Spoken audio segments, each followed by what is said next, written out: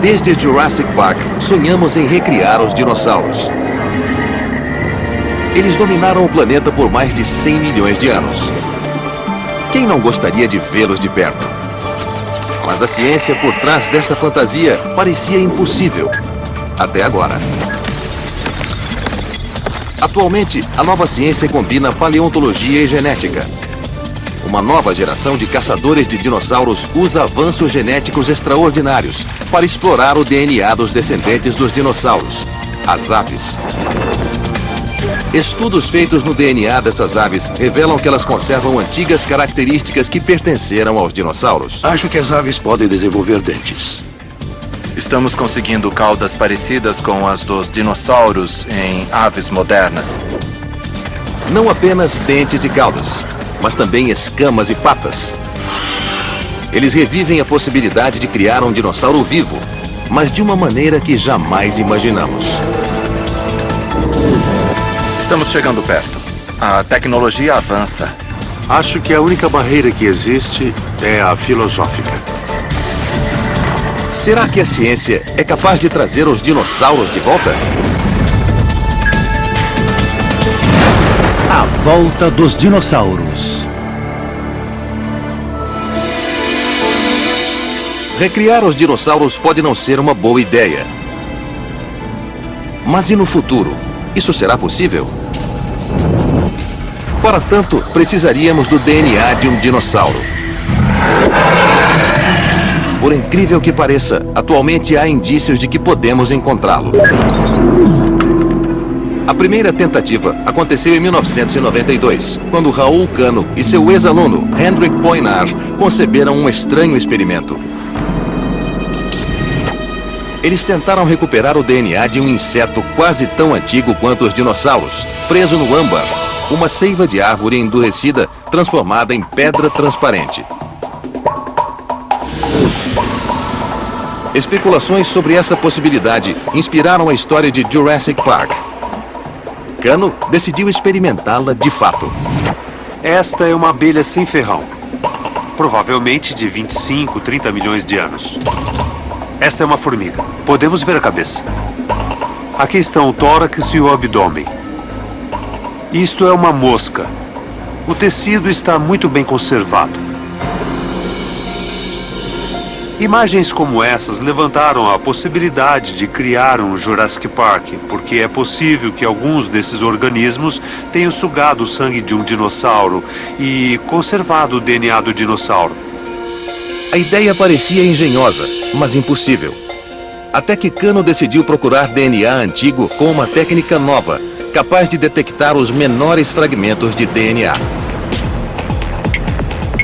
Eles começaram esterilizando o âmbar. Em seguida, acrescentaram nitrogênio líquido congelante. Agora o nitrogênio líquido começou a borbulhar. O âmbar vai esfriar bastante e quebrar. Com isso, teremos acesso ao seu interior e poderemos coletar as amostras. Em seguida, Cano triturou o tecido e adicionou produtos químicos que formaram milhões de cópias de minúsculos fragmentos de DNA, para então poder detectá-los em um gel. Surpreendentemente, depois de muitas tentativas, eles conseguiram detectar uma pequena sequência do DNA de uma abelha de 40 milhões de anos. Pouco tempo depois, os cientistas do Museu Americano de História Natural recuperaram o DNA de um cupim da antiguidade. De repente, o impossível parece possível. Ainda que as chances sejam ínfimas e os fragmentos muito pequenos, parece que de fato somos capazes de encontrar o DNA de dinossauros. Na época foi muito bom porque tivemos a grande satisfação de saber que havíamos conseguido uma coisa inédita. Ficamos empolgados por muito tempo. Mas depois os ânimos esfriaram. Nos anos que se seguiram, todas as tentativas de reproduzir os experimentos falharam. E a extrema sensibilidade do teste de DNA levantou a suspeita de que os pequenos fragmentos recuperados teriam sido contaminados. é preciso ser extremamente cuidadoso para não introduzir DNA na amostra, seja do ar, da boca, do cabelo ou da roupa. Estamos sempre correndo o risco de amplificar o material errado. Os cientistas abandonaram a busca por DNA conservado em âmbar. Mas de lá para cá, pesquisadores recuperaram filamentos mais longos de DNA de um mamute de 40 mil anos e dos ossos do homem de Neandertal, de 45 mil anos. Então, por que não dos dinossauros? O problema é que o DNA é frágil. Durante a fossilização, bactérias, água, mudanças de temperatura e raios cósmicos provocam a decomposição. Atualmente, muitos cientistas duvidam que o DNA possa sobreviver mais do que alguns milhões de anos. Aparentemente, recriar dinossauros jamais será possível. Mas a esperança de encontrar o DNA de dinossauros ressurge inesperadamente. Desta vez, ele pode vir direto de um dinossauro. O famoso paleontólogo Jack Horner foi consultor do filme Jurassic Park. Ele descobriu a primeira evidência de que os dinossauros cuidavam dos filhotes. E foi pioneiro em técnicas modernas e inovadoras, como o uso do laser em mapeamento. Em seguida, ele foi responsável por outra inovação. Em 2003, nas terras desertas de Montana, a equipe de Horner descobriu um esqueleto de Tiranossauro Rex, muito bem conservado. Mas o local era tão distante que só podia ser alcançado por helicóptero. E o osso era tão pesado que precisou ser quebrado em dois. Normalmente, ninguém quebra os ossos que encontra, nem a nossa equipe. Foi a primeira vez que fizemos isso, porque era o único jeito de tirá-lo de lá.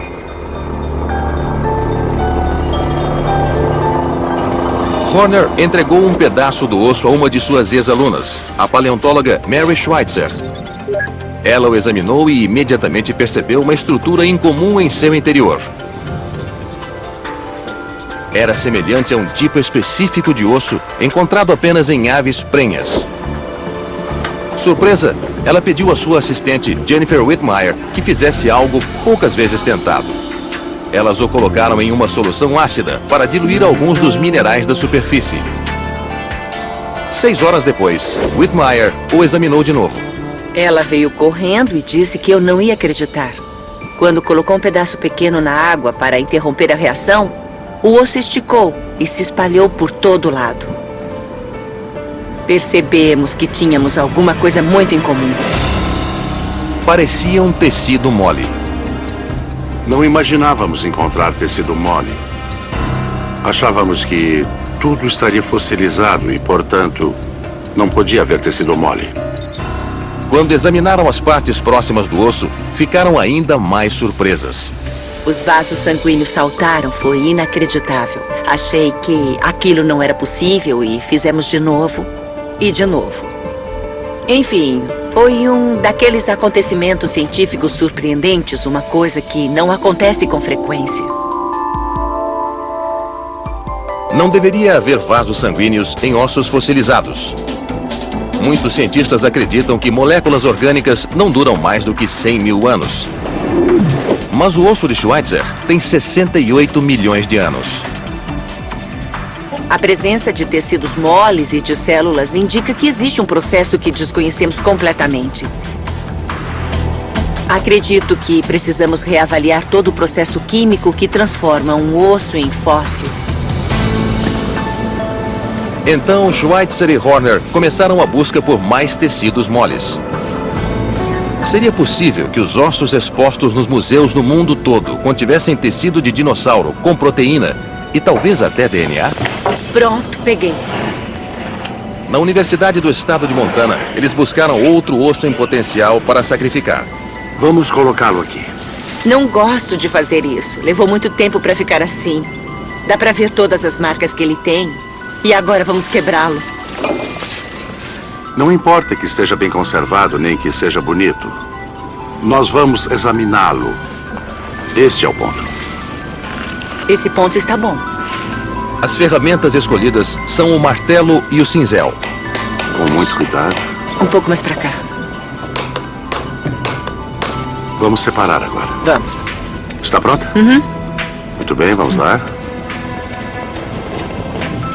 Pronto. Olha só. Que interessante. Depois do processo, eles também pareciam conter tecidos moles. Mas ela ainda precisava de provas.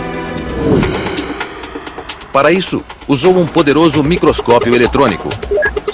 E então observou minúsculas estruturas 4.000 vezes ampliadas e com tantos detalhes que era improvável que fossem fósseis mineralizados. Aparentavam ser células microscópicas que formavam ossos de dinossauro. Isto é um osteócito. É uma célula formadora de ossos. Os osteócitos são muito peculiares porque possuem pequenas extensões chamadas filopódios. Podemos seguir os filopódios até o corpo da célula. Depois ela se divide e desvia. É muito interessante. O osso de Schweitzer parecia preservar tecido mole. Ele podia nos dizer mais sobre a biologia desses animais pré-históricos e até conter DNA. Nessa altura, eu acho que tudo é possível. E se for, será que isso poderia ser usado para recriar um dinossauro? É improvável.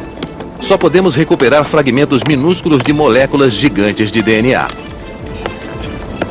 Mesmo que tivéssemos algum meio de encontrar DNA em pequenos fragmentos e torcendo para que toda vez que encontrássemos esses fragmentos eles fossem inéditos, as chances de encontrar o suficiente para fazer um dinossauro é virtualmente impossível, eu acho. Portanto, o cenário de Jurassic Park jamais se materializará, pelo menos com a atual tecnologia. Mas Horner vê no horizonte um novo método que poderia criar um dinossauro em nossos dias.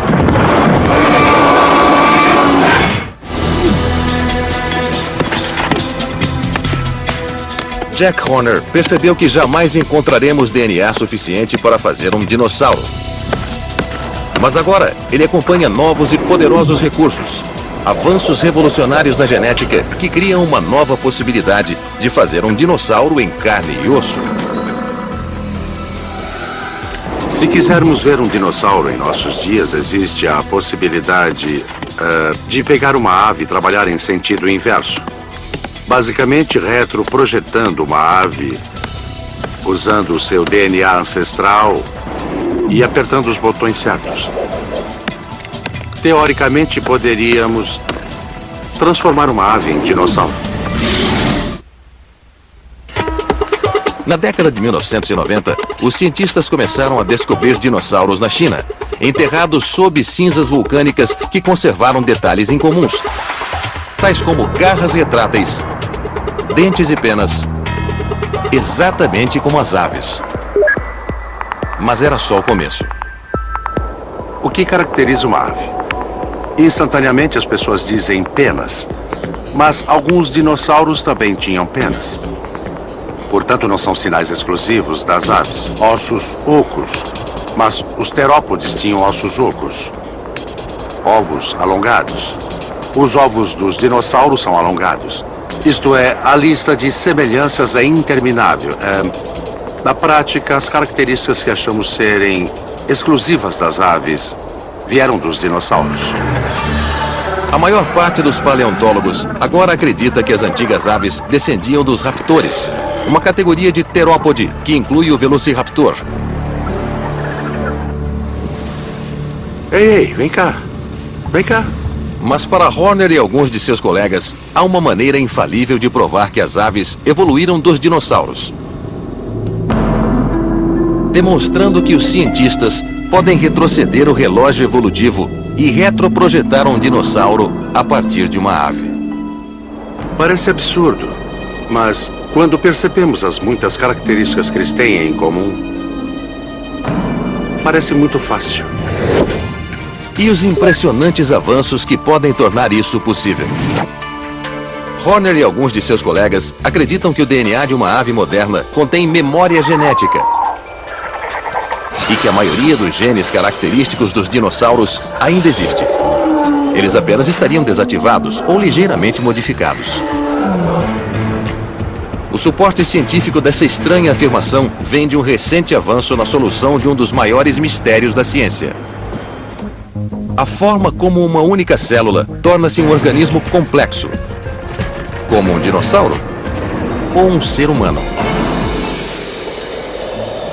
Como o nosso DNA é imenso, os biólogos sempre acreditaram que aproximadamente 100 mil genes modelariam o desenvolvimento do nosso corpo. Posteriormente, os cientistas decodificaram nosso genoma, a sequência completa do DNA humano. Sean Carroll é geneticista e investiga esse mistério. Havia estimativas de que os humanos deveriam ter 100 mil genes, enquanto os outros animais teriam 20 mil ou 30 mil, mais ou menos, mas isso simplesmente evaporou-se. Assim que o primeiro rascunho do genoma humano foi feito, ficou claro que nossos genomas são muito parecidos com os de outros animais. Uma humilhação. Surpreendentemente, apenas 5% do nosso DNA contém genes ativos. E os outros 95%? São chamados de DNA lixo. Trata-se de sequências repetitivas cuja função é desconhecida, com genes cheios de mutações que não nos prejudicam porque estão inativos. É como se fosse lixo no nosso quintal. Se os vizinhos não reclamam e ele não desvaloriza a nossa casa, ninguém joga fora. A seleção natural funciona mais ou menos assim. Apesar de nossa extraordinária complexidade, possuímos apenas cerca de 20 mil genes. Aproximadamente o mesmo número dos outros mamíferos, répteis, aves e dinossauros. E o mais surpreendente é que o número de genes que molda o corpo dos animais é bem menor. Os cientistas descobriram isso quando notaram que uma única mutação pode mudar dramaticamente o aspecto de um animal. Isso aqui é uma... Geneticista Sean Carroll. Essa mosca é mutante. Sofreu uma mutação dramática. Suas antenas foram substituídas por patas. No alto da cabeça, a mosca tem patas curtas e dobradas. Esta é outra mutante. Aqui uma mosca do deserto. Ela tem asas e patas. E esta é uma mutante, sem asas. Mutações como esta revelam que uma mosca possui apenas 8 genes controladores, chamados genes home ou box, que ordenam a identidade das principais partes do corpo. Quando um gene é ativado, ele diz a outros genes onde formar partes da cabeça, das patas, do abdômen e outras regiões. É uma pequena parte do cromossomo da mosca que contém todos os genes controladores. O que causou espanto ainda maior foi saber que nossos genes controladores são muito parecidos com os dos outros animais. Até onde nós sabemos, temos os mesmos mecanismos dos outros vertebrados. Dos peixes de aquário, dos dinossauros, dos elefantes, dos ratos, é tudo igual. Não é exagero afirmar que os biólogos ficaram abismados. No total, aproximadamente 1000 genes controlam o desenvolvimento do corpo de todos os vertebrados. Portanto, pequenas mudanças podem ter grandes efeitos. Em 1994, Carroll fez uma nova descoberta mostrando que espécies intimamente relacionadas, como dinossauros e aves, possuem ainda mais genes em comum. Ele descobriu que a borboleta reutiliza um antigo gene controlador de uma nova maneira. Na lagarta, o gene diz ao corpo onde formar antena e patas. Mas quando a lagarta se transforma em borboleta, o mesmo gene diz onde as asas vão ter manchas. Observem as manchas verdes. Aí está. Cada mancha verde vira o ponto central, a área branca de cada uma dessas manchas. É dessa maneira que acontece boa parte da evolução, com genes muito antigos usando novos truques. Carroll acredita que solucionamos um dos maiores mistérios da evolução. a origem de novas características. Novas espécies frequentemente surgem não com o desenvolvimento de novos genes, mas usando genes antigos de novas maneiras, mudando a época e o local onde os genes são ativados ou desativados. Essa descoberta mostra que o DNA de uma ave é bem mais parecido com o DNA de seus ancestrais dinossauros do que podíamos imaginar. O inventário dos genes de uma ave é muito parecido com o inventário dos genes de um dinossauro. Apenas a coreografia do uso desses genes durante o desenvolvimento é diferente. Há uma enorme continuidade genética que conecta aves a dinossauros, mas há pequenas diferenças nas decisões tomadas durante o desenvolvimento que fazem a diferença entre uma galinha e um tiranossauro. Para Jack Horner, essas descobertas trazem uma revelação impressionante. O genoma da ave é basicamente o genoma do dinossauro. Então só precisamos fazer uns ajustes para chegar ao dinossauro. De repente, o desafio de recriar dinossauros ficou bem mais fácil.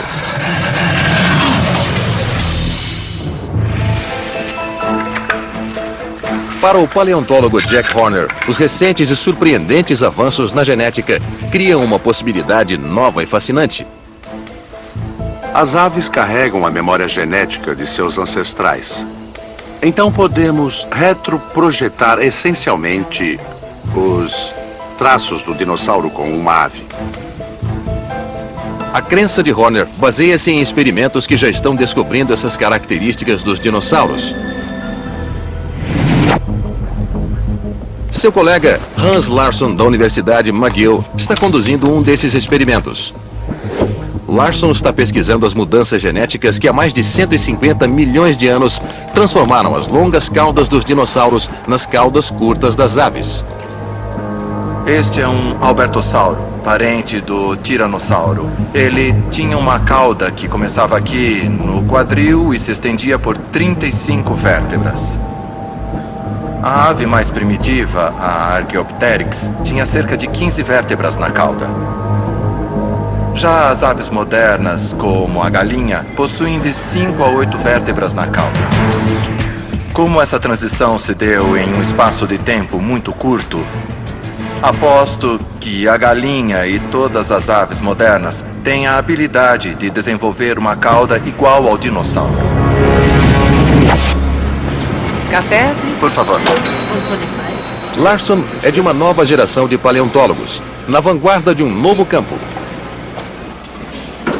Ele ajudou a descobrir 7 novas espécies, inclusive um carnívoro gigante no Ártico. Mas também fica à vontade em laboratórios de genética. E está ansioso para aplicar técnicas moleculares no estudo dos dinossauros. Ele começou a estudar o desenvolvimento da cauda de uma galinha comum com uma atenção até então nunca vista. Ele coloriu embriões em diferentes estágios de desenvolvimento e, ao examinar um deles, com apenas 1 dia e meio, ficou surpreso. Larsson esperava encontrar 4 ou 8 vértebras, como a galinha adulta. Em vez disso, encontramos imediatamente e com muita facilidade até 16 vértebras totalmente formadas no início do desenvolvimento do embrião. Podemos ver que há caudas suficientemente alongadas nas aves, caudas parecidas com as dos répteis nos embriões em formação. Se acompanharmos o desenvolvimento, vamos ver que vai encurtando cada vez mais até o nascimento, até sobrar apenas 5 vértebras na cauda.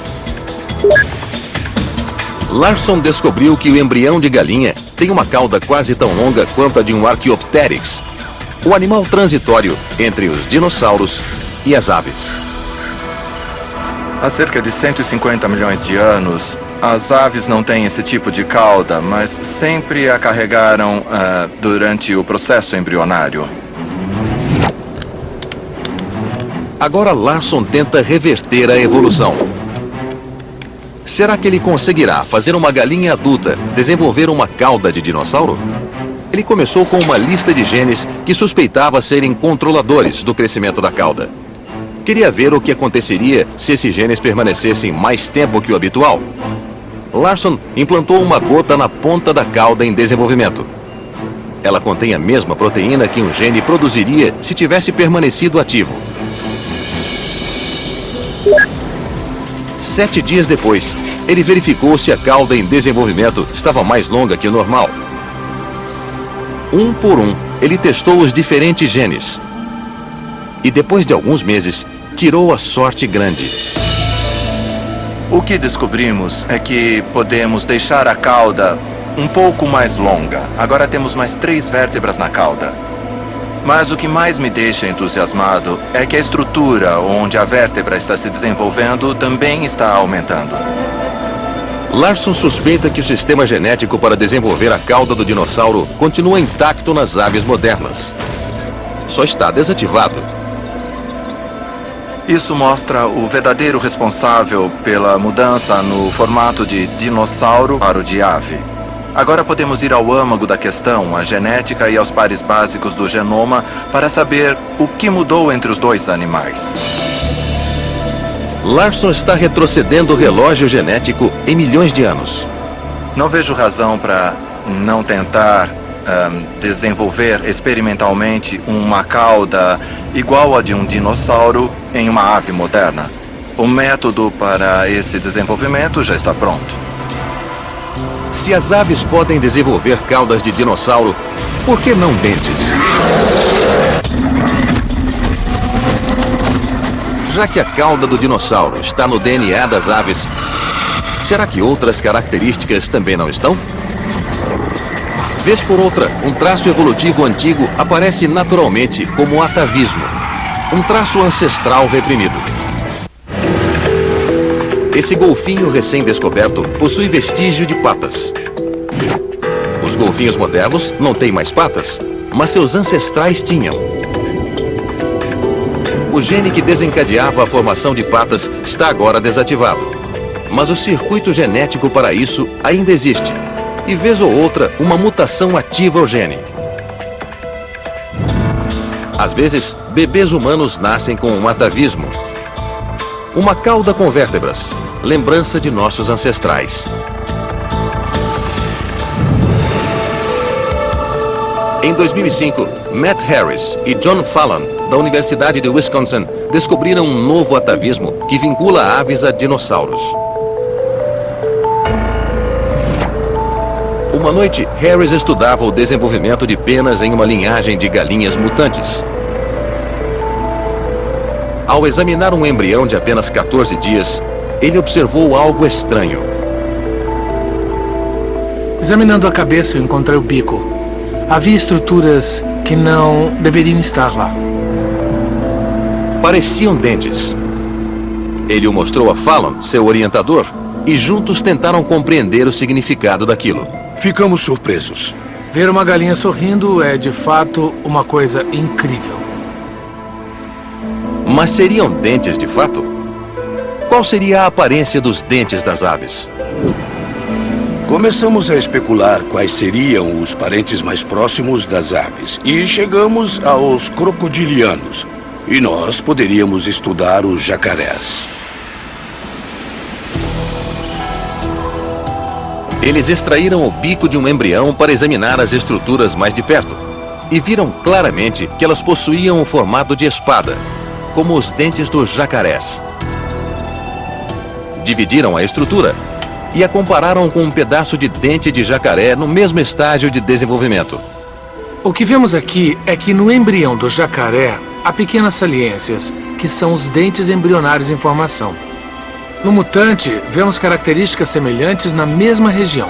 O mesmo programa está sendo ativado. Este mutante está desenvolvendo dentes. É aqui que temos uma depressão, está vendo? Essa galinha está começando a desenvolver dentes similares aos do jacaré, Tiranossauro Rex e Archaeopteryx.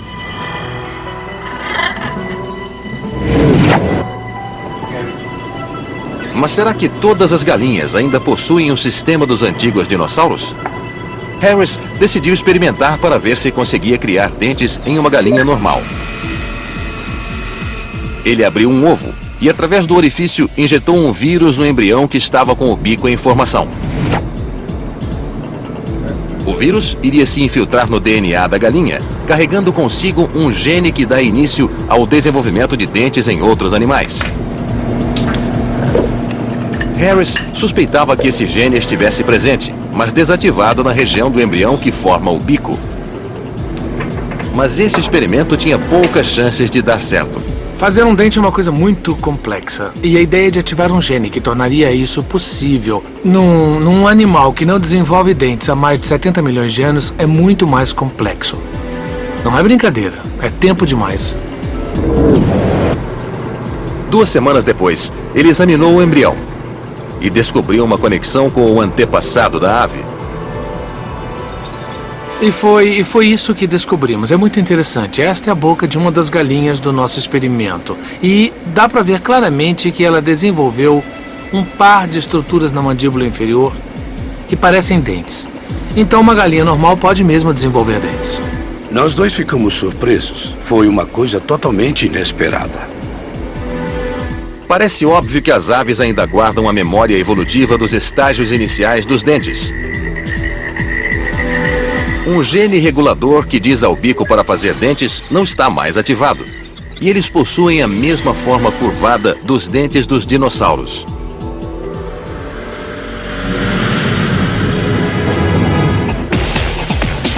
O DNA das aves ainda contém os genes para fazer um dinossauro? E as longas penas? Surpreendentemente, novos experimentos mostram que a engenharia genética pode deixar uma ave com a pele escamosa, igual a um Triceratops ou um Tiranossauro Rex. Matt Harris e John Fallon acreditam ter encontrado o gene que transforma as escamas do dinossauro em penas. A primeira pista surgiu quando começaram a trabalhar com uma antiga ninhada de galinha chinesa, chamada ave sedosa. A sedosa possui penas primitivas e macias, parecidas com as que os cientistas acreditam terem sido ostentadas por dinossauros emplumados. Mas Fallon e Harris estão impressionados, porque essa ave naturalmente mutante é diferente das outras. Olhando para a ave normal, vemos escamas, mas ao olharmos para a galinha sedosa, o que vemos são penas. É evidente que as aves possuem os 2 genes, mas há outra semelhança entre escamas e penas. São feitas da mesma proteína, chamada queratina, a mesma das nossas unhas. Harris e outros já descobriram que 2 genes orquestram o complexo desenvolvimento das penas. Para testar, ele decidiu fazer o pé da galinha desenvolver penas ativando um dos seus genes criadores, antes que as escamas se formassem. Ele revestiu o pé do embrião com a proteína que o gene produziria. E esperou. A coloração azul revelou a ação do gene no pé da galinha, enquanto as penas primitivas se desenvolviam. Harris e Fallon fizeram surgir penas rudimentares no lugar de escamas. Na primeira observação eu fiquei assombrado.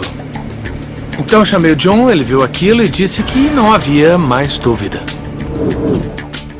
Os pesquisadores estão descobrindo as exatas mudanças genéticas que fizeram as escamas dos dinossauros evoluírem para penas.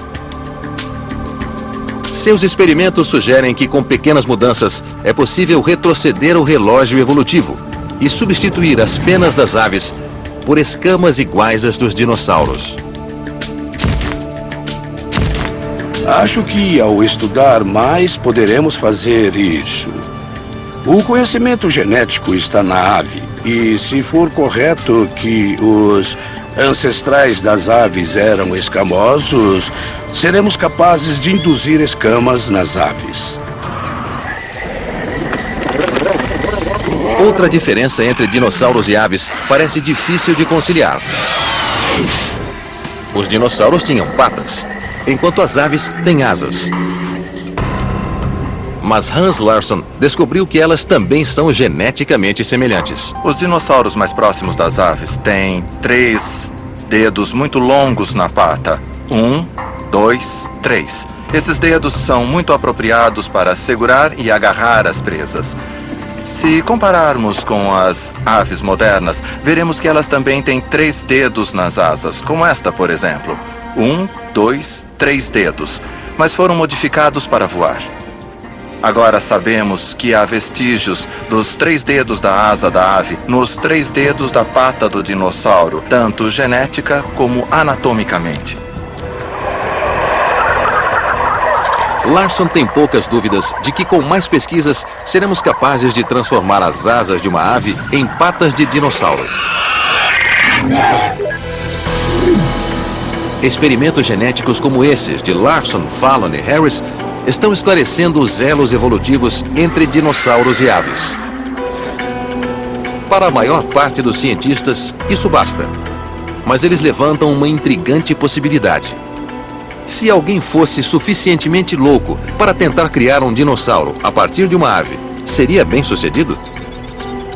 Essa possibilidade se funda na enorme velocidade com que estamos sequenciando os genomas, o plano integral do DNA de um animal. Sequenciadores estão decodificando o mapa completo do DNA. Estamos decodificando inclusive os genes individuais. E não estamos decodificando apenas o genoma humano, mas também de cavalos, gatos, cães, ratos e galinhas.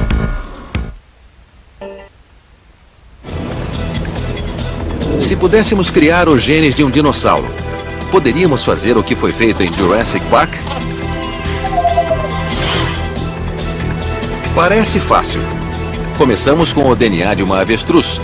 Torcemos levemente os genes para criar novas características.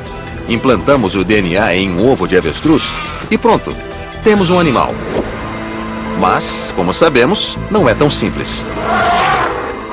Primeiro precisaríamos fabricar o DNA do dinossauro. Por sorte, já temos máquinas que fazem isso. Esses sintetizadores enfileiram as unidades primárias de DNA, chamadas de pares básicos. Atualmente, as máquinas só conseguem fazer filamentos com 600 mil pares, enquanto o DNA de uma ave contém 1 bilhão e 800 mil pares básicos. Mas os sintetizadores de genes estão se desenvolvendo rapidamente, e talvez não seja necessário recriar todo o DNA. Talvez apenas substituir partes pequenas e selecionadas. Já temos pequenos cromossomos artificiais que foram introduzidos em embriões que desenvolvem e dividem seus genes. A tecnologia avança rapidamente não só no sequenciamento dos genes, mas também na habilidade de juntar esses genes e produzir longos filamentos de DNA. A tecnologia está apta para fazer isso. Se conseguirmos criar o DNA de um dinossauro, conseguiremos criar um animal por intermédio dele? Parece incrível, mas essa tecnologia talvez exista em um laboratório de clonagem. Mark Westhuizen sabe melhor do que ninguém como criar vida através do DNA. Ele e seu colega Dewey Kramer, da Universidade A&M, do Texas, clonaram mais espécies do que pesquisadores de qualquer outro laboratório. Ele adora maçãs. Eles clonaram um cervo de rabo branco, um touro Angus negro. Viu? É só um bebê grande. E essa gata, que tem seus próprios filhotes. Para fazer uma avestrussauro, teríamos de começar com um ovo de avestruz, usando o mesmo processo que Westhuizen usou com um óvulo de vaca. Sua equipe começou colocando o óvulo sob um microscópio dissecador e preparando uma pipeta de sucção. Primeiro, era preciso remover o DNA existente. O que vamos fazer agora é retirar o DNA do óvulo, extrair o núcleo. Em seguida, o DNA artificial seria inserido dentro do ovo de avestruz. Aqui temos uma célula, neste caso representada por uma célula bovina. O desafio é injetar essa célula dentro deste espaço.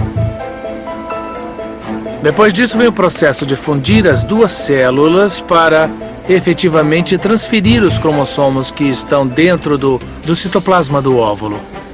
E então o óvulo vai processá-lo como processaria um esperma. Teríamos de descobrir a mistura certa de química para dar início ao processo de fertilização.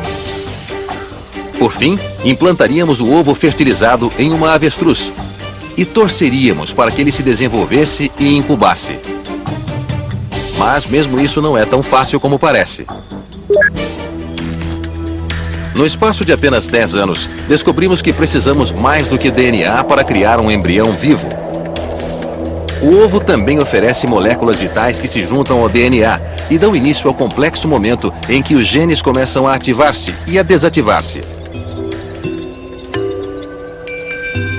Ninguém sabe se o ovo de uma avestruz moderna forneceria a mistura química correta para que os genes de um DNA antigo iniciassem uma vida. Sem dúvida, fazer um dinossauro do zero é uma tarefa gigantesca. Mas isso não significa que seja impossível. Se encontrarmos o DNA viável, que é uma das partes cruciais de toda a equação, então eu acho que seria razoável supor que poderíamos fazer o sistema funcionar. Todas as evidências até agora sugerem que isso pode ser feito. Nossos cientistas fizeram coisas que ninguém jamais havia feito. Sim, mas seus cientistas estavam tão preocupados em conseguir que nem pararam para pensar se podiam. Atualmente, nenhum cientista está pensando em criar um parque temático igual ao de Jurassic Park. Eles querem entender como a evolução funciona. Por meio de seus experimentos, podemos compreender melhor a história genética dos animais modernos. E até mesmo a nossa. Mas com tempo e dinheiro suficientes, poderia alguém produzir uma criatura parecida com o dinossauro a partir de uma ave? Sean Carroll vê muitos obstáculos no caminho.